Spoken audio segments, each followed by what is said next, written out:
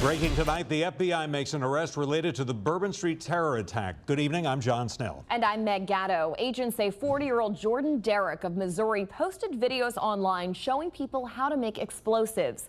They say Shamsuddin Jabbar used those videos to make the explosives that he planted around the French Quarter, though they never exploded. The FBI did not give any indication that Derrick knew about or helped plan the attack on New Year's Day last year. The attack killed 14 people and injured dozens more. Derrick is charged with manufacturing explosive materials without a license, unlawful possession of unregistered destructive devices, and distributing information related to manufacturing explosives.